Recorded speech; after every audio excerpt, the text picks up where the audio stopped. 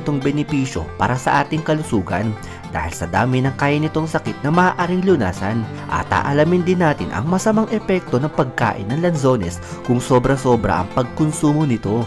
Kaya bago tayo magpatuloy ay pakipindot mo muna ang subscribe button at pakipindot mo na rin ang bell icon para lagi kang updated sa mga bago kong upload na video.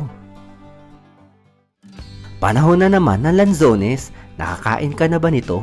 Makikilala natin ang prutas na ito dahil sa mga maliliit na naninilaw nito mga bunga at talaga namang kahit sino ay hindi mapipigilang kumain ito dahil sa matamis na lasa at nakakapagbigay kilig na asim na mayroon ang lanzones. Native ang lanzones sa Southeast Asia o mga tropical na bansa, partikular sa Pilipinas, Thailand, Malaysia at Vietnam. May iba't iba rin itong pangalan at tinatawag itong langsat, longkong at dokong at ito ay may scientific name